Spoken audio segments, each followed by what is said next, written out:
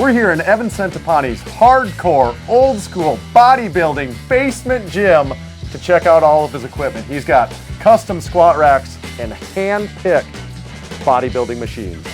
Evan, should we get this tour started? Let's go. Massenomics. We're here in Big Evan Centopani's basement gym. He let us in. We didn't have to break in this time, thankfully. Big Evan, little bit of background.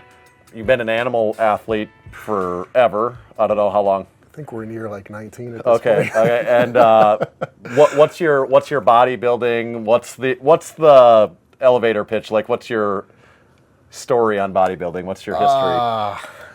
Started competing in 05, turned pro in 07, won a few IFBB pro titles, placed top 10 at the Olympia, placed top 3 several times at the Arnold. I'm not the best competing bodybuilder of all time. Good at downplaying. Yeah. Modest. Yeah. I feel like maybe my contribution to the industry was more, nutrition related, and very, very proud of my long-standing relationship with Animal. Yeah. And I think some of the most iconic ever photos that have come out of bodybuilding with some of the animal stuff. We've talked about it before. We've got the poster on the wall in Massenomics gym where it's the three of you guys, and you're just wearing like the most raggedy old, you know what I'm talking about. Brian Moss's genius in his creation, the aesthetic that he created with those photos, and the athletes, to Animal's credit, the athletes that they assembled, myself, Frank McGrath, Eric Fankhauser, and there's been a lot of tremendous athletes over the years. Sean Clarita, Derek Lunsford, a lot of great guys have been with Animal, but always subjected to the Brian Moss treatment. Yeah. And a lot of it was made to feel like, hey, this is a guy in a basement someplace. He got off work and he's going to hit the weights, and it was very much the antithesis of like this glamour. It was just a guy getting it done. Well, it turns out you actually are a guy in a basement somewhere. Like it was, you didn't have to play the part. It's a real thing. And the irony is, I actually started in a basement. I actually would ride my bike to my uncle's house when I was 13 years old. He had some standard plates, a barbell, a bench, some old York dumbbells, and that's where I, kind of learned. Got a weight set one year for Christmas, and the rest is history. How many years now have you had this basement gym? And some, I'm sure it's changed here and there, but like how long has this been kind of a thing? So it started 2017. I blew out my knee, right? Ruptured my quad tendon. And the recovery from that was really tough. And I was like, well, you know what? Maybe if I had a leg extension, that would help facilitate it. And I could just do some high reps, I'll go down daily. So I sought out a leg extension, and that was the first piece. And from there, I reached a point, and Animal said to me, hey, if you had some equipment in your basement, would you film some stuff for us? I said, sure. And they're like, we'll buy you a rack and whatever. I said, okay, cool, but what if we made a rack? And and that kind of became the beginning. So it's like, all right, I need a rack. Well, if I'm gonna have a rack, I need an adjustable bench and a barbell and some plates. That's where it starts. Geez, I guess I should get some dumbbells, and then just a few machines, and we all know how that goes. And then we're in a packed basement all of a sudden. And so the machines is part of one of the really cool things you have. So let's start there by looking at some of them. What is the Icarian machine back here in under the stairs? Like that fits perfectly under the stairway. What a good spot for it, right? Yeah. So this is an Icarian standing hamstring curl. Okay. This came from a gym in Connecticut, up just above Waterbury. And, for myself, really, that late 80s, early to mid 90s equipment between Icarian, Flex Fitness, and Body Masters, really some of my favorite equipment. It's a lot of the stuff that I grew up using, and a lot of the stuff that I trained on throughout my career. I was very lucky to train at a very well-equipped gym in Montanari Brothers Powerhouse in New Haven, Connecticut. So I'm particularly fond of that, let's call it that genre of equipment. So I have a lying hamstring curl, but I couldn't really use this space for anything. So I'm like, you know what? Yeah. Perfect. I'll tell you that this is a stupid joke, so you don't think I'm an idiot, but we like to say, is this a single leg standing leg curl or a double leg standing leg curl? It's a single. Yeah. We're still waiting for the guy that turns this into a double leg standing leg curl. How much did you weigh here? Oh, jeez. I was 3 weeks out from an Arnold Classic, and I was just over 270. I was about 273 there. Monster status right there. I was about 273 with not much fat on me. No. That's, is that here or is that somewhere? No, that was in, so you could see Oscar Ardon in the background. Okay, yeah. That was in his basement gym. Okay. In Brooklyn. And you know, that was one of the, listen, I grew up, so when I was 15, 16 years old, training in my basement with a set of dumbbells and a barbell, and that's it, no machines. And I was able to develop my body pretty extensively. And when I then joined a commercial gym, I realized a lot of the bad habits that people had because they had all these machines, so they never forced themselves to really master the basics in the squat, bench, deadlift, barbell row, shoulder presses, and all these compound movements that not a lot of people do. So I was a believer in the basics and in a basement gym from the beginning. And then fast forward 2009, I'm training with Oscar, getting ready for my pro debut at the New York Pro, and we're training in a basement once again on very little equipment, and knowing full well, okay, most of the guys I'm training against, they're training in large gyms with, you know, a variety of equipment, and going into the New York Pro and winning it, and it just kind of once again reaffirmed my faith in the basics. You got to pull something out that's in the back corner there. Texas Power Bar with, tell me you built custom handles for squatting and saving your shoulders? I did. So I've got such bad shoulder mobility that I made these handles that bolt on, and they just kind of bring the grip forward about 6 inches. Yeah, I like that. What's that brown looking bar, or that what's that other bar? This is a Troy bar that I just happened to get for free. Okay. So I kept it around. Yep. But I'm a Texas. Heck I'm yeah. a Texas guy through and through. You and us both. You know, I know there's Alico bars and Ivanko bars and York bars, and you know, you could spend $1,000 plus on a bar, but I'm gonna be honest with you, man, $350 on a Texas Power Bar, you're not gonna do better. You're just not gonna do better. That's exactly right. Your cardio equipment, you've got treadmill and then Stairmaster. So what's your cardio routine look like these days? Are you daily, weekly? Every other, you know, what's the routine? Right now it's about monthly. Yeah. Yep. But only because it's summertime, it's nice out, and I've been doing a ton of work outside. So you're getting a ton of steps in, and a ton. I mean, you'd be hard pressed to keep up with me on a weekend. Yeah. We've seen around the basement gym is just one of Evan's hobbies that he's got going on here. So too many hobbies. So, you know, obviously a treadmill, if you're just looking to warm up or something, sure. And this Matrix treadmill is actually a great treadmill. Matrix, their cardio equipment, their step mills and things, if it wasn't for the fact that the clearance in here is so limited, I probably would have went with a full-size step mill, and it would have been a Matrix. But my good friend Stephen Harvelius at Super Fitness hooked me up with this, and it's a great, great piece. I love it, and it totally works. Despite the limited ceiling height. And in my opinion, you know, for cardio, a step mill is just far superior to anything else. Yeah. The seated calf machine, what is this? That's a Flex Fitness. Okay.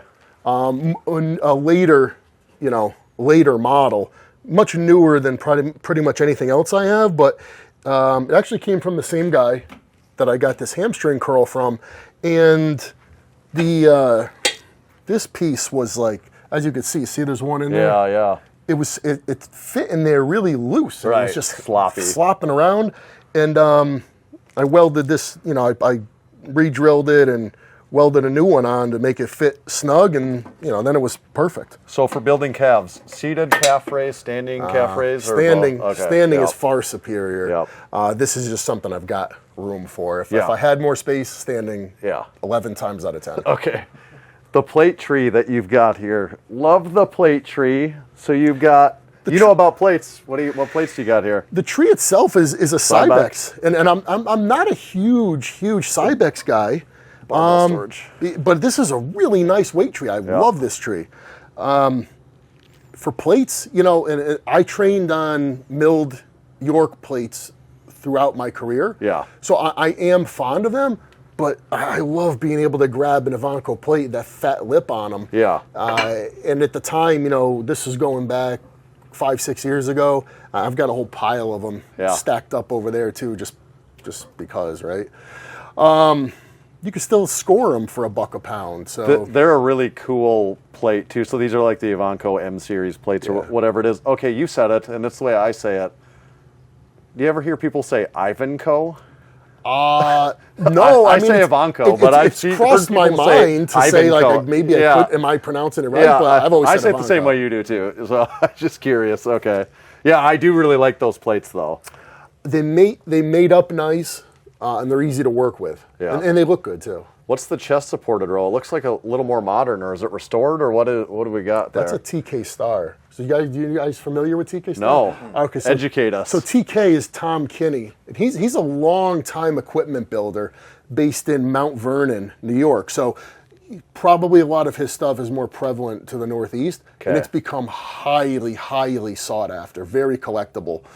He's still producing equipment to this day, but they're more custom single order stuff. But is this older then, or this? I don't know the actual date. This actually came from my good friend, and oh man, you would have a field day in his basement. Boy, he's out on Long Island. We'll get the address later. He's professionally he's an accountant, but he's a long-time bodybuilder, very good bodybuilder. You might even know him. Ron Norman is his name, and such a generous guy. He reached a point where something about this was bothering him. I don't know if it was his wrist or whatever. And he said, "Hey, do you have room for it?" And I said, "Well, I will make room for it." So he sent it over my way. And you could see, even just look at the upholstery. What a beautiful job. That's what I wanted to point out. The upholstery is wild on that. Yep. Reminds me, Tommy, like when we're at Juji Mufu's, what's the brand? Yeah, Panada. Like, it's like they have this, it looks like Ferrari embroidered the pad on there, Italians. Yeah.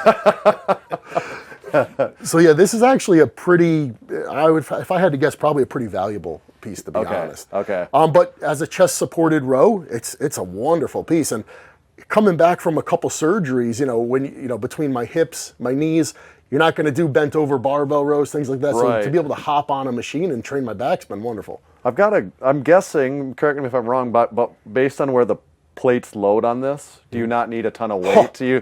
People think you're going to throw a plate on each side of this, and then it's like, whoa, a plate on this at max. You don't need it anymore. Right. A plate and a quarter if you're a strong guy. Yeah, for sure. That's kind of what I was expecting out of that. I'll hit on these couple machines over here before we go that direction too. So what is this? So this is an Icarian. Okay.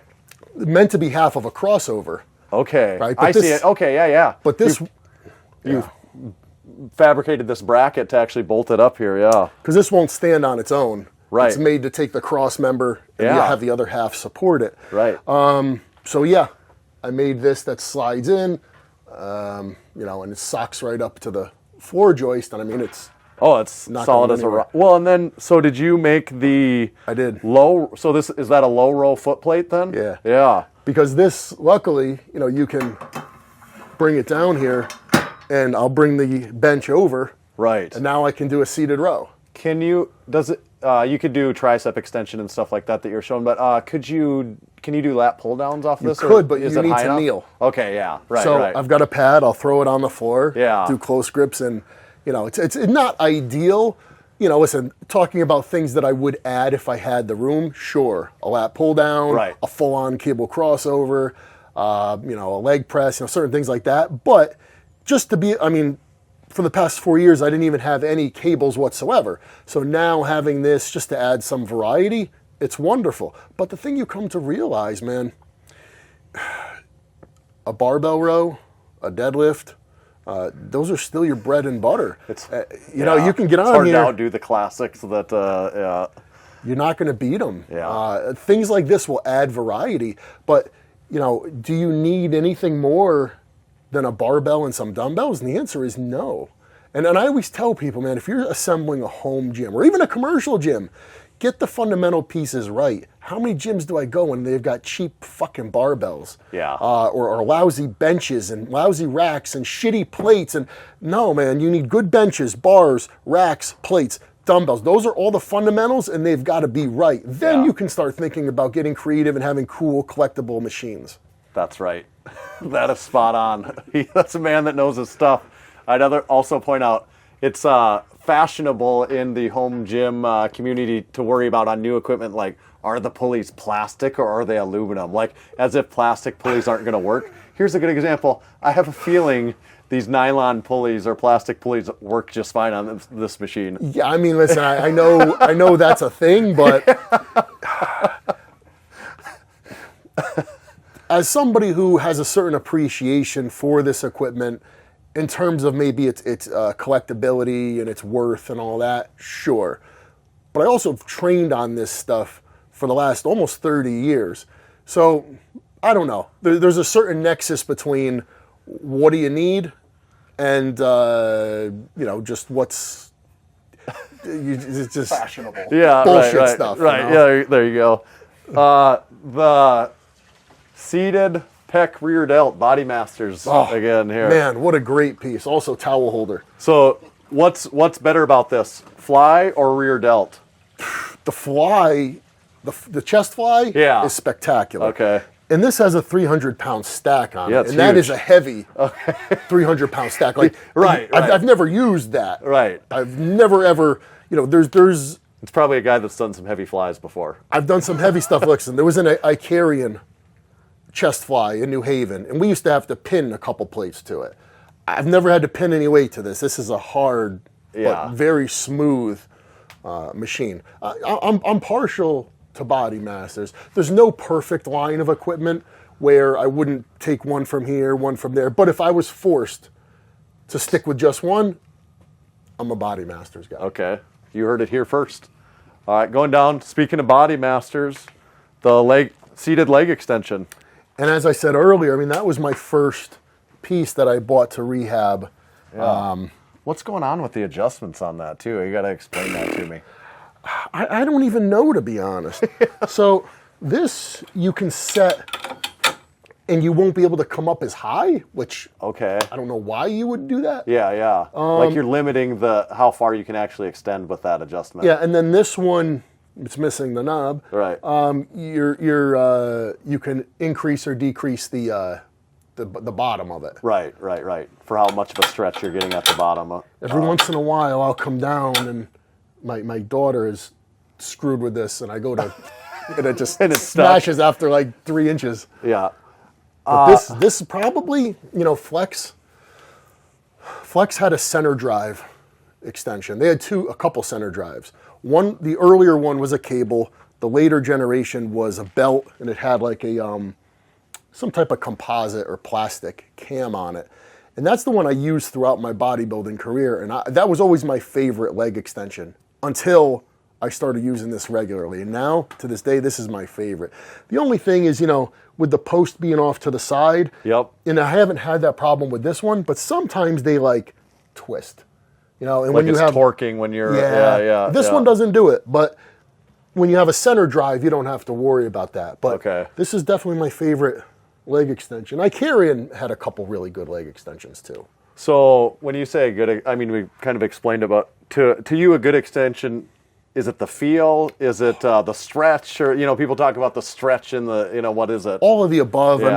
mean, some leg extensions you use and you're going to feel a lot of pressure in your knees versus being able to shift it up into the meat of your quads. And this one does it really well, in addition to the fact that it's a really well-made piece and it's smooth and you know, all that. You got the partner lying leg curl Body Masters machine. Yeah, I mean, I wanted this one so bad. I drove up to Cape Cod. It was about 3 hours away, and of course, it had to be in a fucking basement. And it's always in a basement. Does this come apart at all? It does. A little bit? Yeah, so like I separated this joint here and here, so I pull this apart, and then moving equipment over the years, I've learned that you need to just surrender to the fact that you just got to take the stack out. That's a good pro tip, actually, because you want to not take the stack out. You want to not, but listen, man, just listen.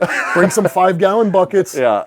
Put the plates in the bucket. You'll be able to put it back together. It'll go back together just fine. Separate the guide rods because too, you don't want to be transporting it and the stack is in and then you bend a rod or something. So you just take it all out.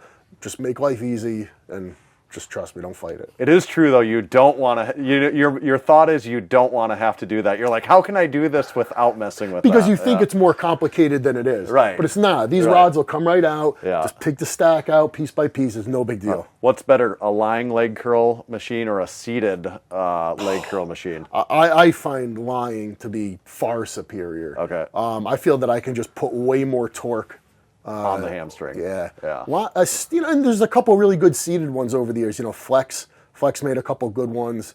But even, Flex made one where you kneel on it. So did Cybex. And those were really good pieces. But if I could choose, if I had to limit myself just to one hamstring curl, it would be a prone lying one. What's the story on the Gold's flag? Yeah, looks pretty cool. Yeah. I want that. Yep. So there's a little piece of history. So Montanari Brothers, which, their super gym, which later on became a powerhouse, started off as a Gold's gym. And it was the first Gold's in Connecticut. And when I started training there in 2005, a good friend of mine brought me up there. And you could see it right from the highway. And I'd pass by and be like, wow, that place looks pretty cool. But just, I'm from about 25, 30 minutes south. And I never went in there. And I was training for my first show in 2005. I was about 4 weeks out. And a good buddy of mine who recently passed, he was a power lifter. And he's like, look, you got to go up there. So he brought me up there on a Saturday afternoon. And he introduced me to the owners. And I trained legs. It just happened to be Saturday was my leg day. And you know how it is training legs someplace that's not, in a place that's foreign to you. Right. Usually you don't want to do it. Yeah. But I did it, and it was like one of the best workouts. I mean, this place, listen, every bar in that gym is a Texas Power Bar. Every plate in that gym is a milled York plate. They've got the best of everything. If they've got a leg press, they've got 6 different ones. Hack squat, they got 6 different ones. They got 3 different donkey calf raises. I mean, if a gym has a donkey calf raise, wow.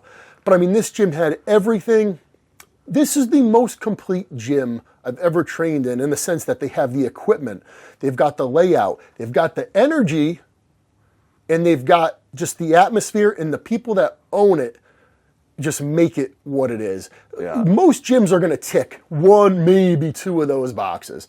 Like, look at Metroflex. Yep. You say, wow, Branch and Ronnie train there, Yep. and it's got a certain atmosphere. But if you break it down, the equipment is not great. Right. The layout, it's a mess. It's a mess. Yeah, it's a mess. That's a good. It is not the best gym. Yeah. And then you say, okay, well, Bev's is a great gym.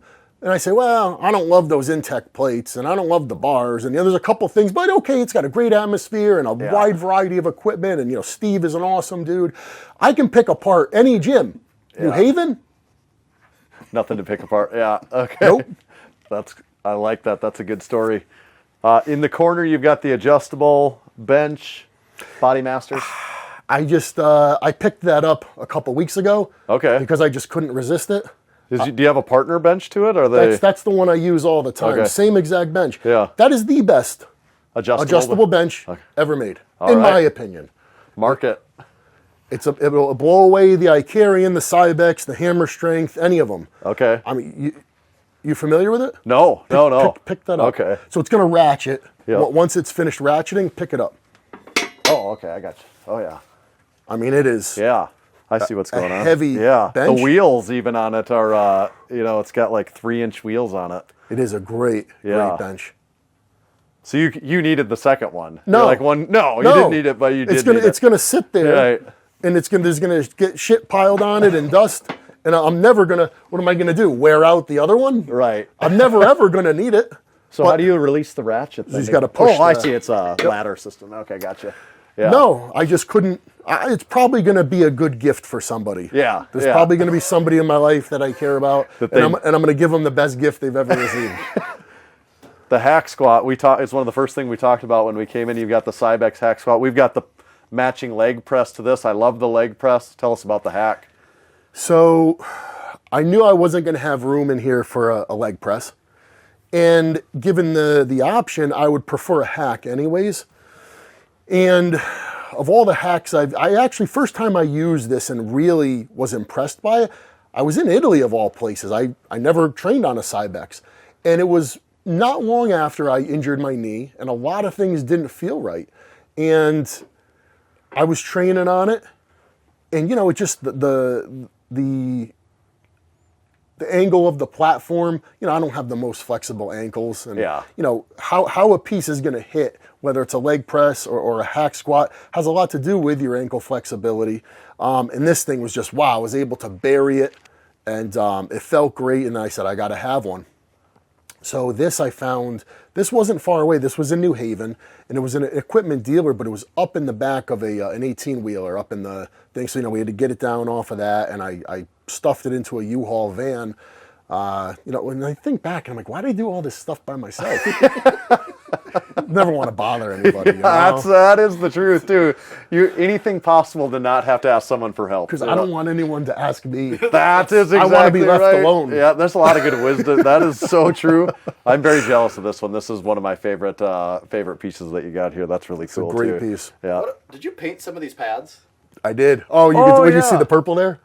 Oh, no, we can. Okay, that's actually. So, what paint do you use to paint upholstery? So, this was back when I was into screwing around with cars. They make vinyl dye.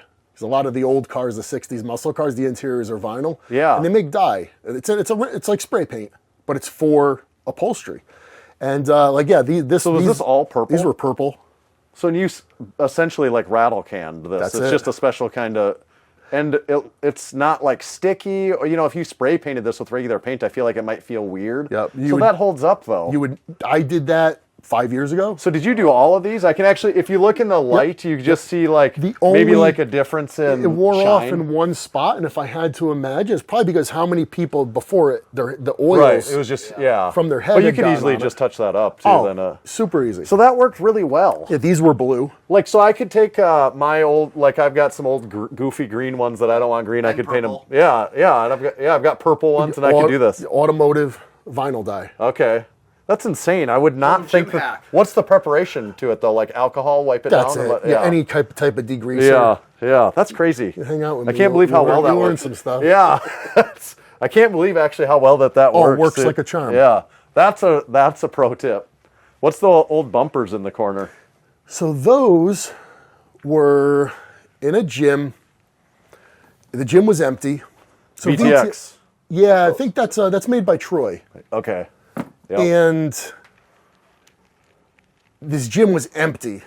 And a buddy of mine had like inquired like what was going on with the stuff. And he finally got a hold of the landlord. And the landlord, I guess, had like, the people hadn't paid a lot of their rent. He owed them all this money. Yeah. So like the landlord like assumed ownership of like everything in the place. And he wasn't into equipment. He didn't know anything. So my buddy basically got us an opportunity to go in and like get the stuff for like nothing.